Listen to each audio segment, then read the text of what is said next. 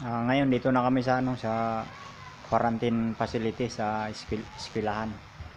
Dito na kami. Dalawa lang kami ng anak ko dito sa isang room.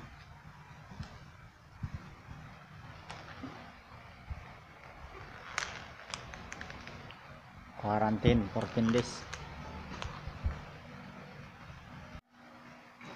Para sa mga nagtatanong kung paano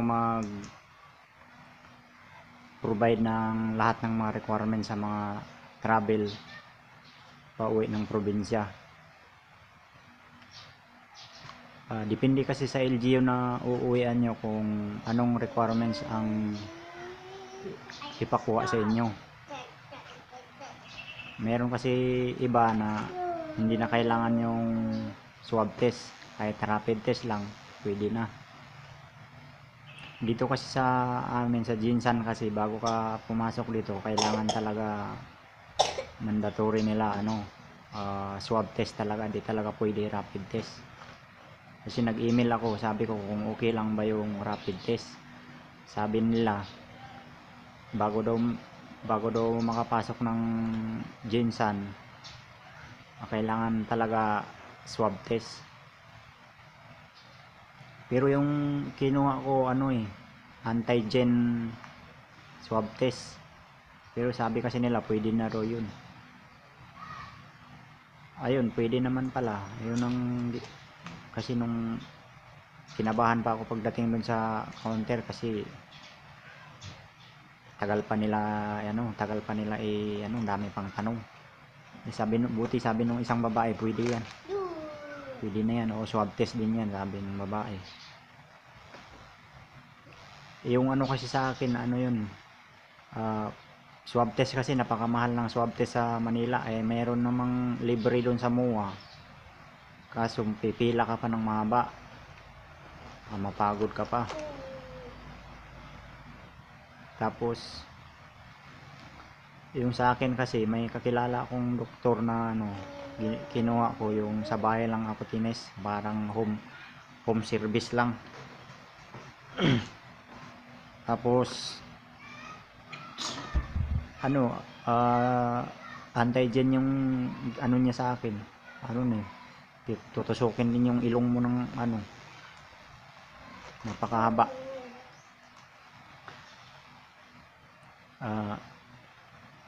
Para sa mga naman yung may mga bagahe, mas maganda pag babayaran nyo na online yung mga bagahe nyo, kasi pag doon yung mismo bayaran sa airport, napakamahal pala doon, 300 per kilo.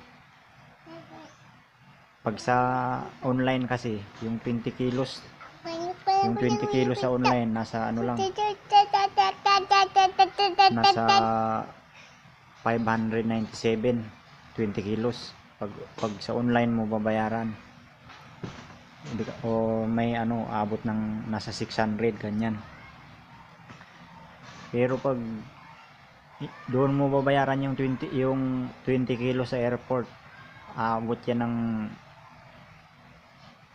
libo-libo kasi 300 per kilo.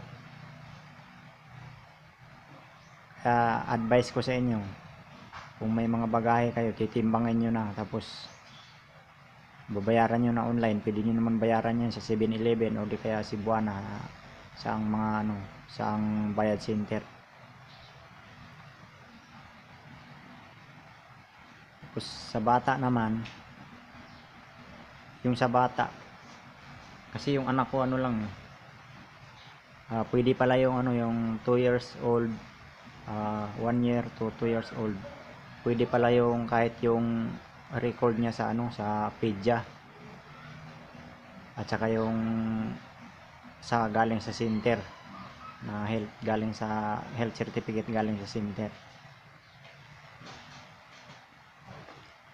Pag yun ang nabuo nyo, napakadali na lang, hindi na kayo pipila ng mahaba na masyadong hassle pag pipila ka na. Kaya sa sunod pala ng travel ko, kung may mga dala ako, babayaran ko na online para hindi na ako pipila ng mahaba, kasi napakahaba ng pila doon. Tapos ang bagal ng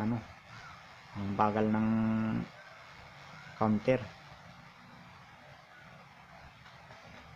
Imbis na maghabol ka sa oras mo, yung sa pila mo kulang yung 4 hours na i-advance mo, baka mapag-iwanan ka pa ng eroplano. So yun, sana may idea na kayo sa mga nagtatanong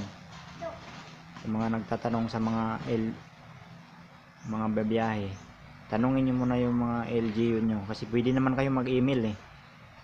May mga email yan sila, i-search nyo sa Google kung saan nyo sila pwede kontakin, magre-reply naman sila. Kasi sa iba sa iba kahit rapid test lang, yung iba nga wala nang test, kahit yung certificate lang, kahit galing center.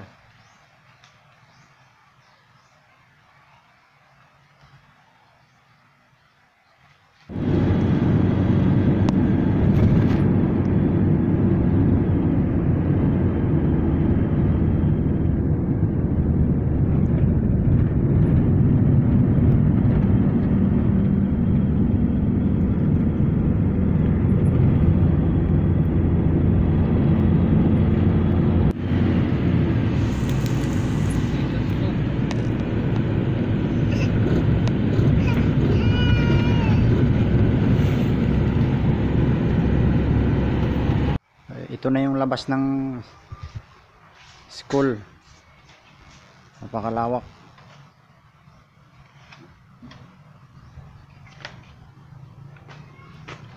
Pwede ka magtambay-tambay dito sa labas.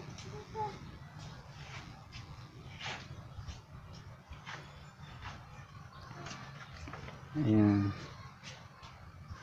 Ito na yung niluto ko.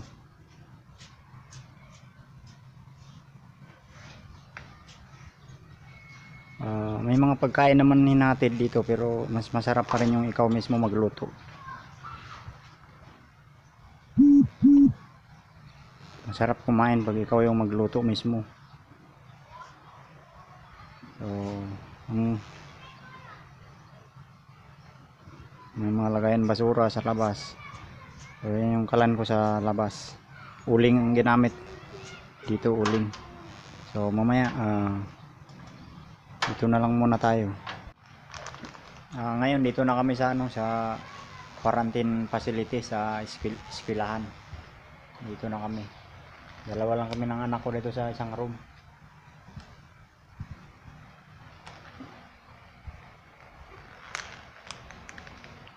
Quarantine 14 days.